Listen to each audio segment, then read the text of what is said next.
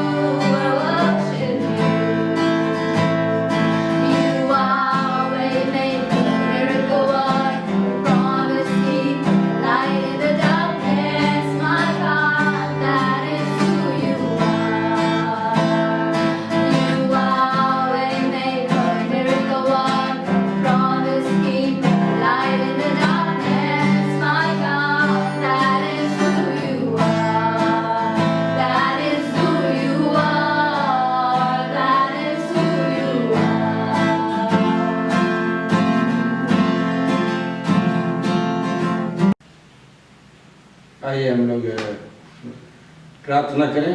सशक्तिमान अनुग्रहकारी जीत परमेश्वर, हम आपको धन्यवाद देते हैं आज के इस दिन के लिए, इस त्योहार के लिए। तूने अपने आशीष और महिमा तले हम सबको रखा। प्रभु अनुग्रह कर, दया कर, आशीषों को दे प्रभु। तू अब्राहम, इसहाक, याकूब का परमेश्वर है, कभी नहीं छोड़ता, कभी नहीं त्यागता। ये तेरी प्रतिज्ञाएं हैं प्रभु जी। आज अपनी कलीसियाओं पर आशीष कर, रामगढ़ एजी चर्च पर आशीष कर, जितने लोग सुन रहे हैं उन्हें आशीष कर प्रभु जी। तेरे वचन के पास हम लोग आते हैं, वचन में भी बहुतायत का आशीष कर, लोगों से बातचीत कर। प्रार्थना यीशु के नाम में, आमीन। आइए परमेश्वर का वचन में हम लोग जाएं और निर्गमन की पुस्तक 15 अध्याय उसका 22 से लेकर 27 पद तक हम लोग पढ़ते हैं। निर्गमन 15 अध्याय का 22 से 27 पद तक पढ़ें।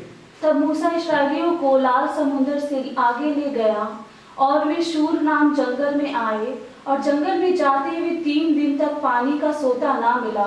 फिर मारा नामक एक स्थान पर पहुंचे, वहां का पानी खारा था, उसे वे ना पी सके, इस कारण उस स्थान का नाम मारा पड़ा। तब वे यह कहकर मूसा के विरुद्ध बकबक करने लगे, हम क्या पिए? तब मूसा ने यहोवा की दुहाई दी और यहोवा ने उसे एक पौधा बतला दिया, जिसे जब उसने पानी में डाला तब वह पानी मीठा हो गया। वहीं यहोवा ने उनके लिए एक विधि और नियम बनाया और वहीं उसने यह कहकर उनकी परीक्षा की, यदि तो अपने परमेश्वर यहोवा का वचन तन मन से सुने और जो उसकी दृष्टि में ठीक है वही करे और उसकी आज्ञाओं पर कान लगाए और उसकी सब विधियों को माने, तो जितने रोग मैंने मिस्रियों पर भेजे हैं उनमें से एक भी तुझ पर ना भेजूंगा, क्योंकि मैं तुम्हारा चंगा करने वाला यहोवा हूँ। तब वे एलीम को आए, जहाँ पानी के 12 सोते और 70 खजूर के पेड़ थे, और वहाँ उन्होंने जल के पास डेरे खड़े किए। धन्यवाद वचन पढ़ने के लिए। आज देखते हैं परमेश्वर के अद्भुत कार्यों की चर्चा हम लोग करते हैं परमेश्वर के वचन में। आज ये अद्भुत कार्य यही है कि परमेश्वर ने इस्राएलियों को मिस्र देश से निकाल के लाया और अपने दास मूसा के द्वारा अद्भुत अद्भुत कार्यों को करता चला गया। अगर आप शुरू से देखेंगे तो वचन में लिखा है निर्गमन में कि जब वो परमेश्वर ने इस्राएलियों के पास मूसा को भेजा, उसके हाथ में पूछा क्या है? लाठी। बोला लाठी को जमीन में रख दो। लाठी सांप बन गया। तब मूसा डर से भागा, तो परमेश्वर ने कहा उसके पूंछ को पकड़ लो। मूसा ने फिर सांप के पूंछ को पकड़ा और फिर लाठी बन गया। इस तरह अद्भुत काम का आरंभ वहां पर से परमेश्वर इस्राएलियों के बीच में करना आरंभ कर दिया। परमेश्वर कितना महान है। उसके बाद आप सब जानते हैं परमेश्वर इस्राएलियों को छुटकारा देने के लिए मिस्रियों के बीच में 10 अद्भुत कामों को किया। और इसमें एक अद्भुत काम ये भी था कि लाल समुद्र को 2 हिस्सों में कर दिया। पीछे फिरौन की सेना, सामने लाल समुद्र। सारे इस्राएली घबरा गए, अब आगे क्या होगा? लेकिन परमेश्वर जो दिन का बादल का छाया और रात में आग की खंभा के द्वारा उनकी अगुवाई करता था। हम लोग देखते हैं कि उस जगह में वो आग का खंभा उठ के सामने से पीछे चला गया और पीछे जाके वो फिरौन की सेना और इस्राएलियों के बीच में खड़ा हो गया और ये इस्राएलियों को प्रकाश देने लगा। लेकिन मिस्रियों में अंधेरा छाया रहा और फिरौन की सेना में अंधेरा छाया रहा। इस तरह देखते हैं परमेश्वर अद्भुत है मेरे प्रियो, आश्चर्य कर्मों को करता है। इस जगह जब लाल समुद्र पार करके जा रहे हैं, संकट और मुसीबत तो है सामने में, परमेश्वर लेकिन उसके साथ है। कठिन परिस्थितियों में परमेश्वर उनके साथ साथ चल रहा है और इस तरह से वे लोग आगे बढ़े हैं और परमेश्वर की आराधना स्तुति करते हुए यहाँ पर देखते मूसा गीत गाया, मरियम गीत गाई, डफली बजाई। और आगे हम लोग देखते हैं कि जब आगे बढ़ने लगे तो समस्याएं आने लगी। लाल समुद्र के पार वो पानी की जरूरत पड़ी पीने के लिए और जहाँ वो गए उस मारा नामक स्थान में खारा पानी मिला और उसी कठिनाई में आगे बढ़ रहे थे। लेकिन उसी समय परमेश्वर ने मूसा ने यहोवा की दुहाई दी और यहोवा ने एक पौधा बतला दिया कि उसे उस पानी में डाला तो वह पानी मीठा हो गया। हम जानते हैं ये पौधा ये यीशु मसीह को दर्शाता है। सच्ची दाखलता मैं यीशु मसीह कहता है। जब यीशु के पास हम लोग आते हैं तो हमारे जीवन में जितने भी खारापन कड़वाई है अगर यीशु हमारे जीवन में जाते हैं तो ये पानी मीठा हो जाता है, हमारा जीवन मीठा हो जाता है।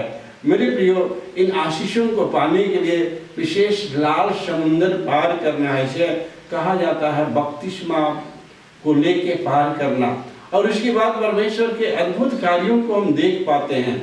पहला, यहाँ पानी मीठा हो गया है, और भी बहुत सी बातें हैं। अगर और आगे देखते हैं, मन्ना खाए, बटेर दिया। परमेश्वर उस लाल समुद्र के बाद इस्राएलियों को कभी नहीं छोड़ा, उसके साथ साथ चलता रहा। दिन में बादल का छाया बन के, रात में आग का ज्वाला बन के शत्रुओं को विनाश करते हुए आगे बढ़ता चला गया। यहाँ पर देखते हैं 25 पद में, तब मूसा ने यहोवा की दुहाई दी और यहोवा ने उसे एक पौधा बतला दिया जिससे उसने पानी में डाला हुआ पानी मीठा हो गया। ये एक उपाय परमेश्वर के पास ही है कठिन परिस्थितियों में। लेकिन सवाल ये है, कैसे परमेश्वर अपने लोगों को बचाता है, उपाय देता है, आशीषों को देता है। इसी पद का नीचे में लिखा है, वहीं यहोवा ने उसे उनके लिए एक विधि और नियम बनाया और वहीं उसे यह कहकर उसकी परीक्षा की। परमेश्वर इसी के बाद से इस्राएलियों को उस मिस्रियों के गुलाम से छुटकारा देके, मिस्रियों की विधियों से हटा के अपनी विधि उनके जीवन में डालना आरंभ किया है। और यहाँ पर देखते हैं, अपने नियम, विधि और नियम उन्हें बता दिया और तब कहने लगा, यदि तू अपने परमेश्वर यहोवा का वचन तन मन से सुने। पहली बात, यहोवा का वचन को तन मन से सुने। परमेश्वर जो कह रहा है उसको सुनना है और सुन के अपने जीवन में रखना है। सुनना परमेश्वर के वचन से होता है और सुनने से हमारा विश्वास बढ़ता है। परमेश्वर का वचन को सुन के उन्होंने विश्वास किया और तन मन से सुने और जो दूसरा कहता है, जो उसकी दृष्टि में ठीक है वही करे। परमेश्वर की दृष्टि में जो ठीक ठीक बातें हैं वही हमें करना है। पहला कह रहा है कि तन मन से सुने, दूसरा कह रहा है कि जो उसकी दृष्टि में ठीक है वही करें। मेरे प्रियो, दूसरी बात को देखते हैं, जो परमेश्वर की दृष्टि में ठीक है वही करें। कैसे? अनुभव से परमेश्वर की इच्छा को जाने। पवित्र आत्मा हमारे जीवन में अनुभव से डालता है परमेश्वर की इच्छाओं को और अनुभव से हम जानते हैं। और इसलिए कहता है परमेश्वर की इच्छा पर चलना। यीशु मसीह भी परमेश्वर पिता की इच्छा पर चलता रहा और उसकी सुनता रहा और उसकी इच्छा को जांचता रहा, जानता रहा, उस पर चलता रहता। तीसरी बात कहता है, उनको आज्ञाओं पर कान लगाए।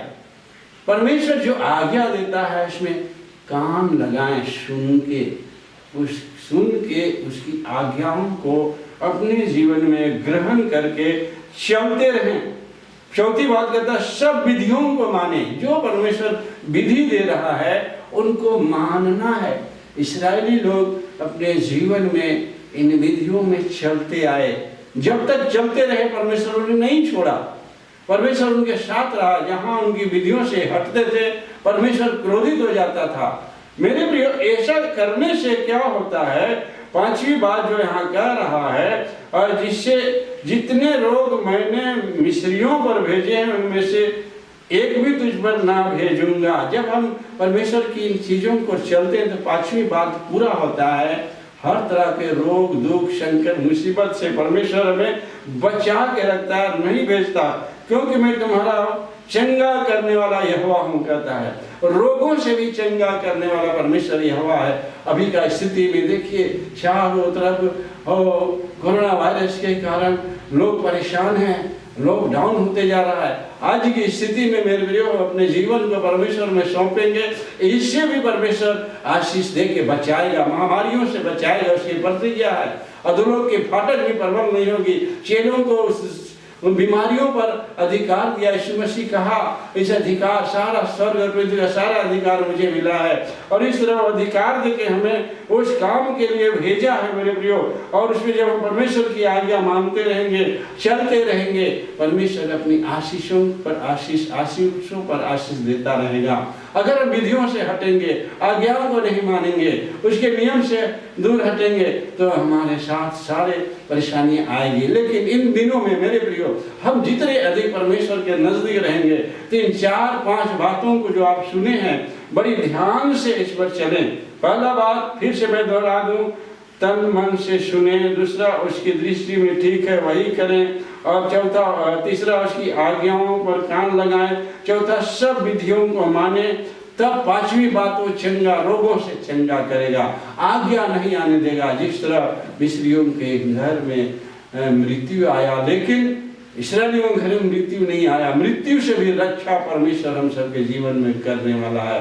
इसलिए अगर आगे देखते हैं, सब विधियों पर इस्राएली चलते रहे और तब परमेश्वर ने जो उनकी इच्छाएं हुआ वो पूरा करता गया। स्वर्ग से मन्ना दिया, बटेर दिया, और जो भी इच्छाएं वो करते रहे, चलते रहे, उनके शत्रुओं को नष्ट करता गया। आज मेरे प्रियो, हमारे संग परमेश्वर है, तो इन बातों से हमारी रक्षा करेगा। हालेलुया। और इसलिए इस रक्षा में अपने जीवन को बिताएं और इन वचनों को ध्यान करें। जिस तरह परमेश्वर ने इस्राएलियों को आशीष दिया, मिस्रियों को छोड़ दिया, वैसे ही परमेश्वर हमारे संग भी होके काम करेगा। हालेलुया। आइए हम लोग परमेश्वर के नजदीक आए, प्रार्थना करें, और हम अनुरोध करते हैं प्रतिदिन 8 से 9 शाम को प्रार्थना करें, सुबह 4 बजे से 5 बजे भोर तक हमारे साथ प्रार्थना करें। आइए हम लोग इन वचनों के लिए जो हम लोगों ने देखा, परमेश्वर किस तरह अद्भुत काम किया, इन बातों को हम परमेश्वर के हाथ में सौंपते हुए दुआ करें कि परमेश्वर इस्राएलियों के संग अद्भुत कामों को किया, हमारे जीवन में भी करेगा। प्रार्थना करें। सर्वशक्तिमान अनुग्रहकारी जीवित परमेश्वर, हम धन्यवाद करते हैं आज के दिन के लिए, सारे आशीषों के लिए जो हम लोग वचन में देखा, पूरे क्षेत्र रामगढ़ क्षेत्र के लिए, तमाम विश्वासियों के लिए, तमाम चर्च के लोगों के लिए बड़े बड़े काम को कर, आशीष कर प्रभु जी, अनुग्रह कर, दया कर, सामर्थ का हाथ को बढ़ाए रख प्रभु। तेरे नाम ऊंचा होने पाए, हर एक विश्वासी घर में आशीष हो, महिमा को प्रकट कर। प्रार्थना यीशु के नाम में, आमीन। धन्यवाद करते हैं आप सबके लिए, आज के दिन के लिए। आप लोग अच्छे होंगे, हम प्रभु को धन्यवाद करते हैं। जय मसीह। आप प्रभु यीशु मसीह का अनुग्रह, ईश्वर पिता का प्रेम और पवित्र आत्मा की सहभागिता हम सबों के संग सदा होती रहे।